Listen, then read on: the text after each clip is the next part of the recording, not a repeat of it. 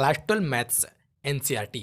यदि आप प्रतिदिन क्लास करना चाहते हैं तो फेसबुक पर स्टडी नॉलेज सर्च करें और उस पेज को लाइक करें और हमें फॉलो करें, जिससे आपको नोटिफिकेशन मिल सके। प्रतिदिन सुबह 6 बजे लाइव क्लासेस चलाया जाएगा एनसीईआरटी मैथ्स क्लास 12।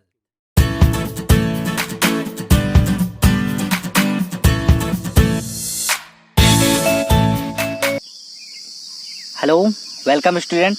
तो आज के इस वीडियो में स्वागत करते हैं हम आप सभी लोगों का। तो आज के इस वीडियो में हम आपको हिंदी काव्यांजलि का अध्याय 3 जो कि गीत और श्रद्धा मनु चैप्टर का, जो कि जयशंकर प्रसाद द्वारा लिखा गया है, उसका 2 शीर्षक है गीत और श्रद्धा मनु।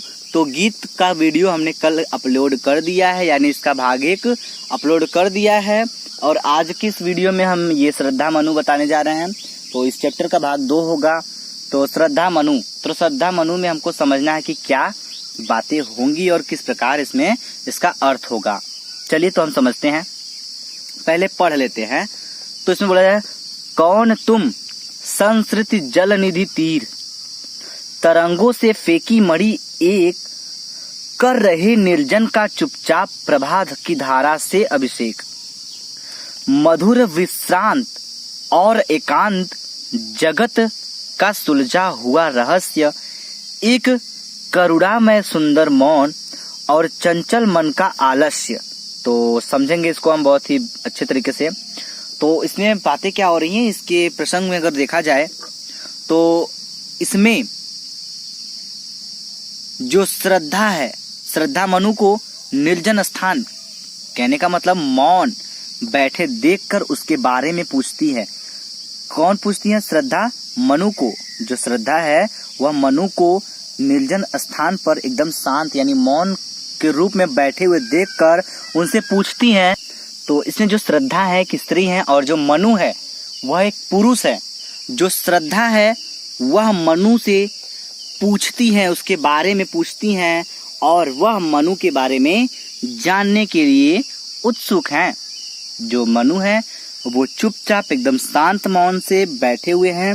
तो उनको इस शांत देखकर जो श्रद्धा है वो उसके बारे में उनसे पूछना चाहती हैं, उनके बारे में जानना चाहती हैं, उनके बारे में जानने के लिए उत्साहित है यानी उत्सुक हैं। तो समझते हैं, कौन तुम, कौन तुम, कौन हो तुम? कौन कहता है? श्रद्धा कहती है मनु से कि तुम कौन हो? संस्कृति जल निधि तीर, तरंगों से फेंकी मड़ी एक।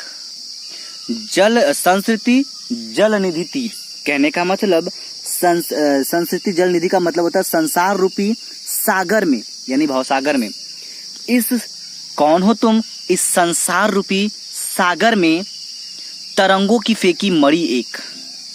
ठीक है, तरंगों की फेंकी मड़ी एक। तो कहती हैं कि श्रद्धा जो है मनु से पूछ रही हैं कि तुम कौन हो, जिस प्रकार सागर की लहरें अपनी तरंगों से मड़ियों को किनारे पर फेंक देती हैं। ठीक है, किनारे, तरंगों के किनारे मड़ियों को फेंक देती हैं, कर रहे निर्जन का चुपचाप प्रभासी धारा का अभिषेक। तो उसी प्रकार तुम, ठीक है, अपनी उसी प्रकार इस संसार रूपी सागर की लहरों द्वारा इस निर्जन स्थान पर फेंके हुए तुम कौन हो? ऐसा बोल रही है श्रद्धा मनु से कि तुम कौन हो। जिस प्रकार सागर की लहरें, जो सागर की लहरें होती हैं वह क्या होती हैं? अपनी लहरों से तरंगों की मड़ियों को अपने किनारे पर फेंक देती हैं, उसी प्रकार तुम इस संसार रूपी सागर की लहरों द्वारा इस निर्जन स्थान पर फेंके हुए हो, तुम कौन हो? ऐसा श्रद्धा पूछती हैं मनु से। बात समझ में आ रही है? आगे देखिए, प्रभा की धारा से अभिषेक, मधुर विश्रांत और एकांत जागत का सुलझा हुआ रहस्य। तो कर रहे निर्जन, ठीक है, इसमें निर्जन का मतलब है सुनसान। ठीक है, सुनसान, एकदम शांत। आगे बोला जा रहा है चुपचाप इन शांत स्थान पर तुम कौन हो? एकदम चुपचाप, कुछ बोल नहीं रहे हैं। प्रभा की धारा से अभिषेक, प्रभा की धारा, प्रभा मतलब सुबह, ठीक है, प्रभा मतलब कांति, धारा की अभिषेक, जिस प्रकार धारा की अभिषेक का मतलब होता है तिलक, ठीक है। जो प्रभा है, कांति है, उसके द्वारा अभिषेक तुम कौन हो, ऐसा पूछा जा रहा है उनसे। मधुर विश्रांत और एकांत जगत का सुलझा हुआ रहस्य। मधुर, मधुर का होता है मीठा, ठीक है। आगे बोला जा रहा है विश्रांत और एकांत। विश्रांत का मतलब इस सुनसान, एकांत मतलब एकांत में, ठीक है, वो जहां पर कोई व्यक्ति ना रहता हो।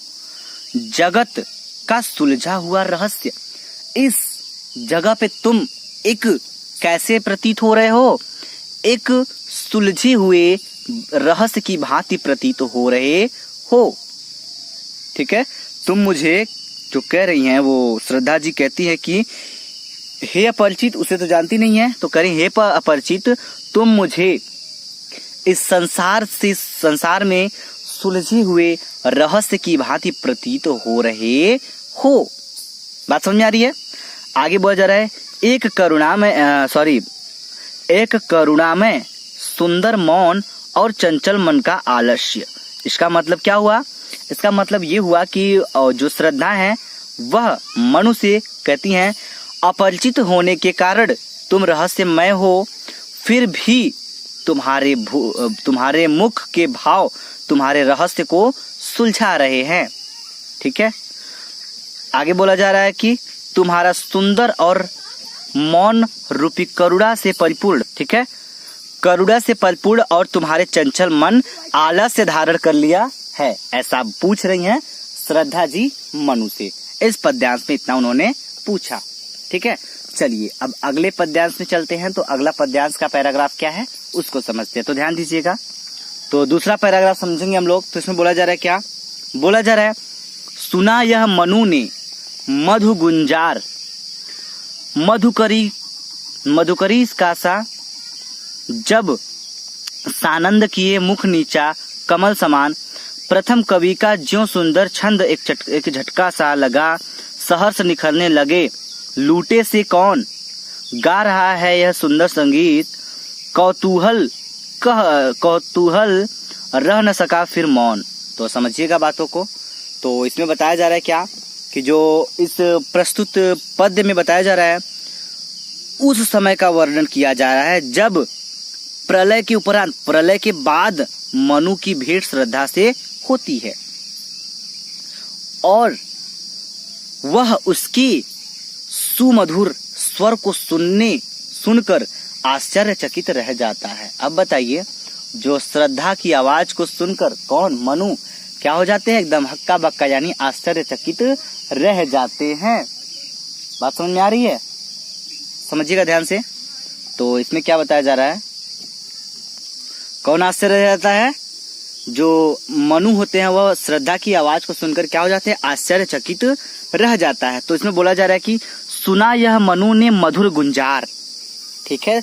मधुर मतलब मीठा, मधुर मतलब मीठा, गुंजार मतलब गुंज, ठीक है। तो बताया जा रहा है कि मनु और श्रद्धा की प्रथम भेंट मतलब पहली मुलाकात, ठीक है, होने पर जब श्रद्धा, ठीक है, तो जब मनु और श्रद्धा का पहली मुलाकात होता है, जब श्रद्धा उसका परिचय पूछती है, तब उसकी आवाज क्या होती है? बोला जा रहा है यहाँ पे सुना यह मनु क्या होते हैं? इसे सुनकर ने सुना मधुर गुंजार, और उसकी मीठी, गुंजार मतलब गुंज, मीठी आवाज को सुनकर मधुकरी सा जब सानंद, तो मधुकरी मतलब भंवरों की आवाज की जैसी बहुत ही मधुर लगने वाली, आनंद प्राप्त करने वाली उसको आवाज सुनाई दिया, तो सुनकर क्या हो गए? आश्चर्य हो गए, अर्थात जैसे प्रतीत हो रहा था जैसे भंवरे मधुर गुंजार के समान आनंददायक प्रतीत होती हैं, उसी प्रकार उन्हें लगा। आगे बोला जा रहा है क्या? किए मुख नीचा कमल समान, मुख यानी मुंह को नीचे मतलब नीचे किया हुआ। और आगे बोला जा रहा है कि अपरिचित मनु से पूछती हुए क्रम में क्या करती हैं श्रद्धा जी? लज्जावश, अर्थात क्या रहे, शर्मा रहे हैं, लज्जाशील हो रहे हैं, अपना सिर नीचे झुकाए रहती है। कौन? श्रद्धा, ठीक है। तो इसमें यही बातें हो रही हैं कि जो परिचय पूछने के बाद श्रद्धा लज्जावश, लज्जा के मारे क्या होती है, अपना सिर नीचे की तरफ झुकाए रहती हैं। ठीक है, आगे देखिए, आगे बोला जा रहा है, प्रथम कवि का ज्यों सुंदर छंद एक झटका सा लगा सहर्ष। कहने का मतलब ये है कि जिसे देखकर मनु को ऐसा आभास होता है जैसे खिला हुआ कमल पृथ्वी की ओर झुका हो। यही ना बोला जा रहा था ऊपर वाले में कि नीचा कमल के समान। वह उनका जो नजर है वह लज्जा के मारे अपने क्या की थी, अपना सिर इस प्रकार झुकाए थी जैसे मानो कि मनु को ऐसा आभास हो रहा था कि जैसे कोई कमल, कैसा कमल, खिला हुआ कमल अब पृथ्वी की ओर झुका हो। ठीक है, मनु को कमल के समान सुंदर दिखने वाले उसके मुख से निकलने वाले बोल कवि पे बहुत ही सुंदर छंद लिखे हैं। वही बोला जा रहा है कि प्रथम कवि का ज्यों तो सुंदर छंद। ठीक है, तो बोल रहे हैं कवि के सुंदर छंद से क्या होता है, प्रतीत होता है क्या, एक झटका सा लगा सहर्ष। इसका मतलब उस निर्जन स्थान पर किसी के होने की कोई संभावना न, उनका मलिन मुख निखर उठता है। ठीक है, निखरने लगे लूटे से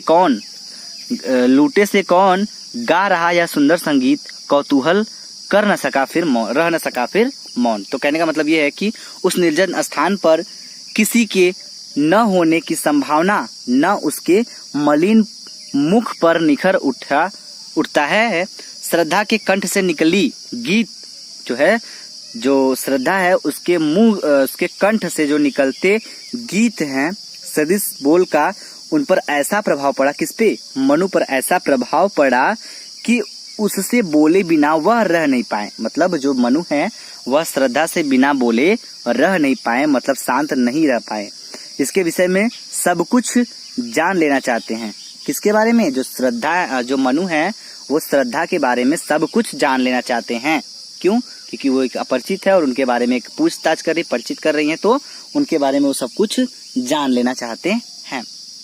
चलिए, तो उम्मीद करते हैं कि आपको ये दोनों स्टैंजा समझ में आ गया होगा अच्छे से। अगर समझ में आ गया तो प्लीज वीडियो को लाइक करिएगा, शेयर करिएगा और हमें कमेंट बॉक्स में कमेंट करके जरूर बताइएगा। Thank you very much video देखने के लिए।